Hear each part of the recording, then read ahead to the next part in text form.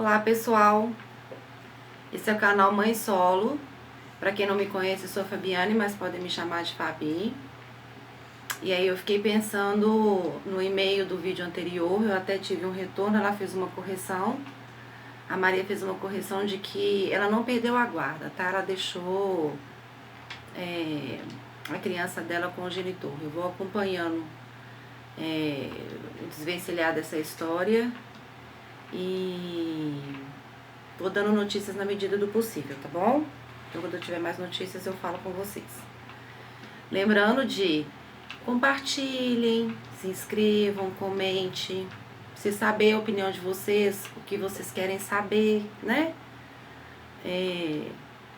Se inscrevam, acionem o sininho para vocês receberem a notificação do vídeo, tá bom?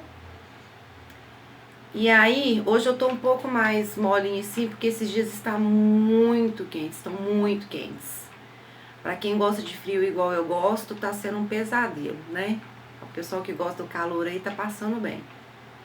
Enfim, eu fiquei pensando que história que eu traria pra vocês hoje da minha vida, sabe? E aí eu fiquei lembrando como foi que a minha filha primogênita veio de vez comigo.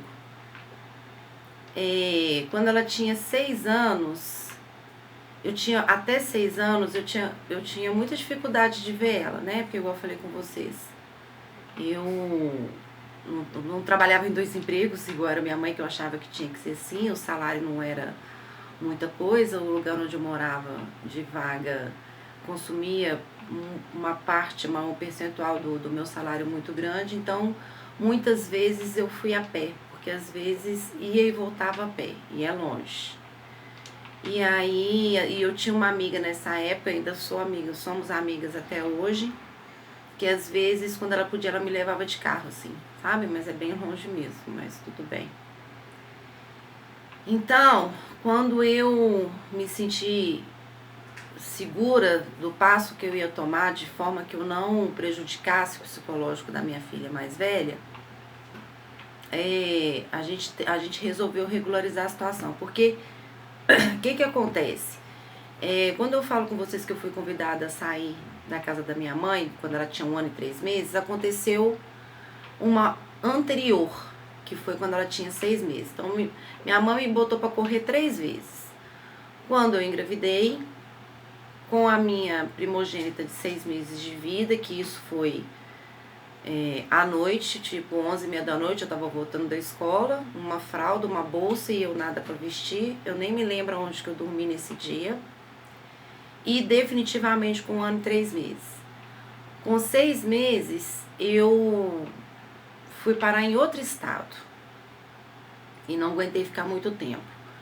Mas os familiares paternos da minha filha mais velha chegaram a ir até esse outro estado para poder visitar ela, sabe? Ela foi bem precoce para andar, assim, com 10 meses ela já estava andando.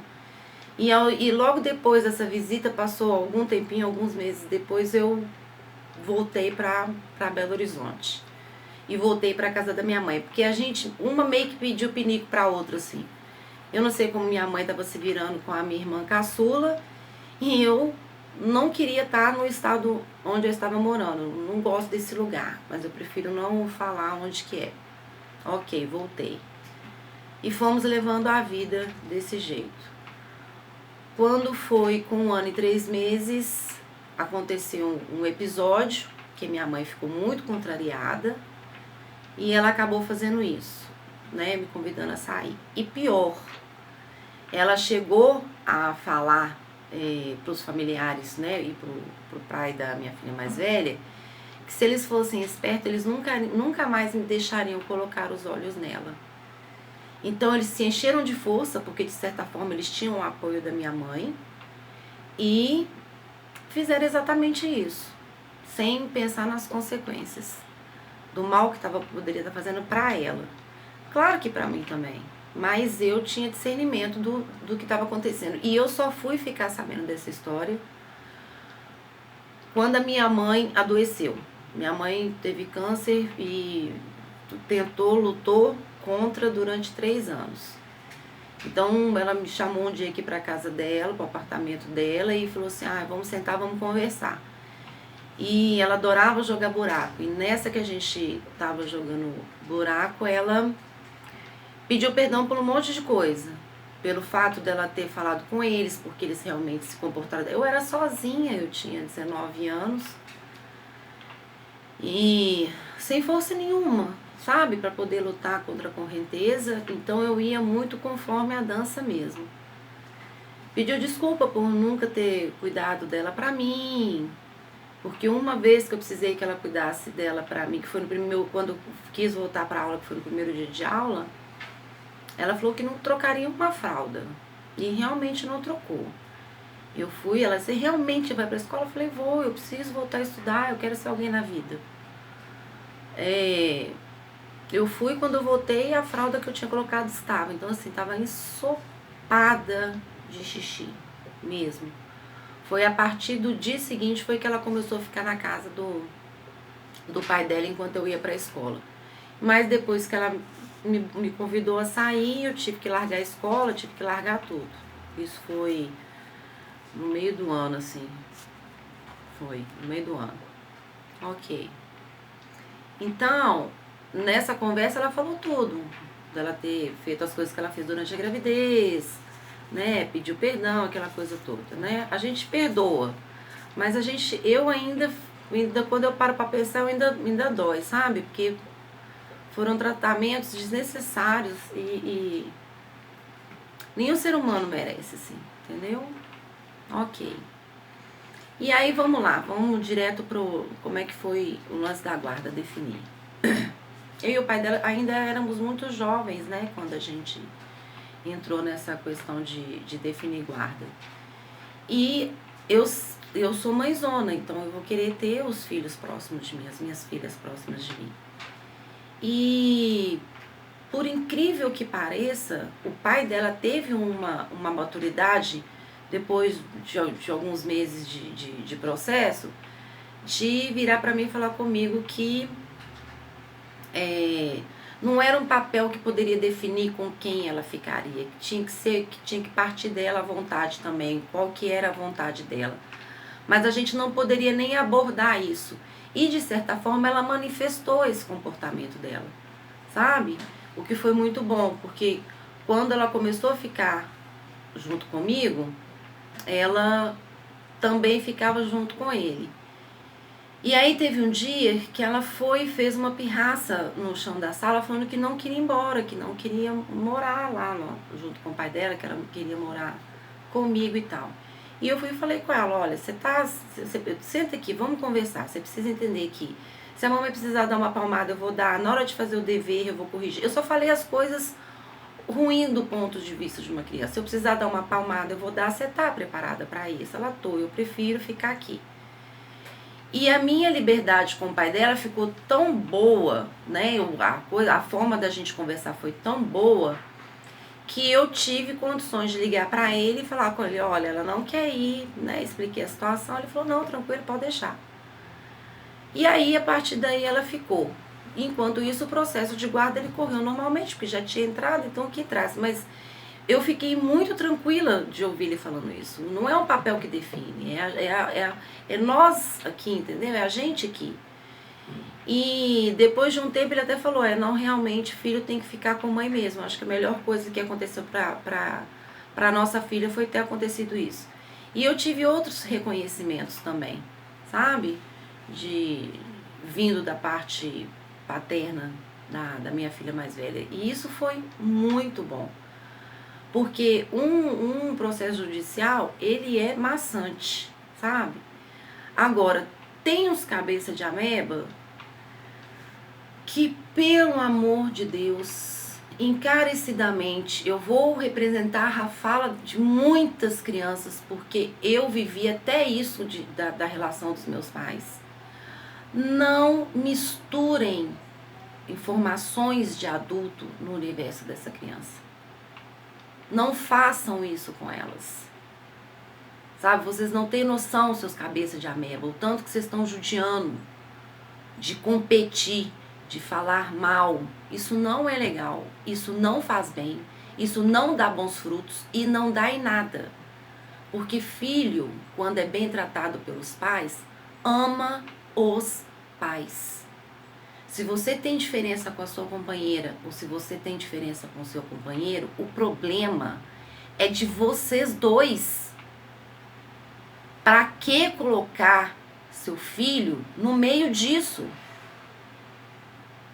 Aí tem que ser chamado de cabeça de ameba mesmo. Sabe? Porque tem muitas crianças que são muito mais inteligentes e sábias do que os próprios pais. É impressionante como vocês gostam de misturar as estações. Conversa de gente grande é conversa de gente grande. Com o seu filho, você vai brincar, você vai se divertir, você vai conversar. Tem muitas famílias agora que são separadas que em relação à pandemia, tá ficando só com a mãe, tá ficando só com o pai, tem uns que ficam com a mãe e com o pai. Cada caso é um caso, cada casa é uma casa, cada pessoa está se comportando diferente em relação à pandemia. Respeite as diferenças, porque tem gente que critica demais, tem gente que critica de menos, mas nunca olha para o próprio umbigo. Então tome conta mais da sua vida, ô cabeça de ameba, sabe? E para de colocar seus filhos nesse caldeirão. Eles não têm nada a ver com isso. Filhos não é moeda. Não tem essa de leve trás, de dar recadinho, de dar indireta, de impor, sabe? Vai ser assim. Respeite, porque uma criança tem sentimentos. Dê a ela a chance de ser um ser humano bom quando adulto. De saber fazer suas próprias escolhas. Não ferra a cabeça dos seus filhos. Eles não têm nada a ver. Se vocês não se gostam, se vocês não dão bem mais, ok. Mas tentem ser bons pais. E vocês ficarem botando informações negativas na cabeça dos seus filhos, não vão crescer filhos legais. Se o resultado que você quer para o seu filho quando adulto é esse, você tá no caminho certo, cabeça de ameba. Agora, se não é, repense nisso aqui que eu tô falando. Sabe, eu tenho 2 filhas e nunca me casei com nenhum dos dois, nunca morei junto, nunca juntei, nunca nada. É cada um no seu cantinho.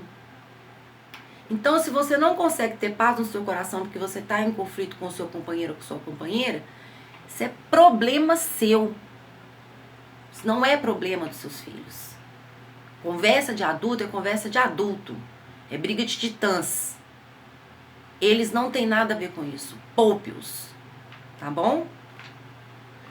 E a minha relação com o pai da minha filha mais velha foi ótimo.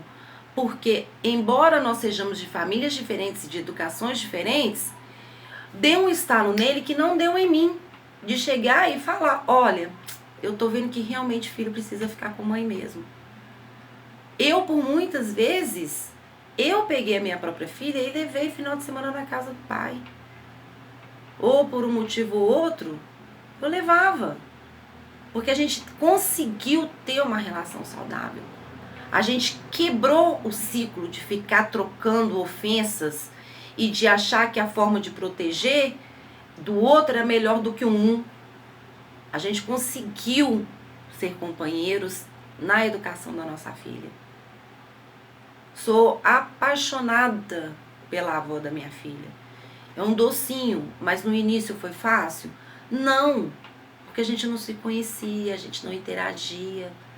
Sabe? Então, assim, foi na escavadeira mesmo que a gente foi cavando o nosso caminho, trilhando esse caminho juntos. Então, eu peço para que vocês, cabeças de ameba, pisem no freio, sabe? Para de querer fazer guerra de braço para ver quem é mais forte, para ver quem ganha. Que quem se ferra nessa hora são os filhos. Que, ó, nada a ver com isso. Nem pedir para nascer pediu. Ok?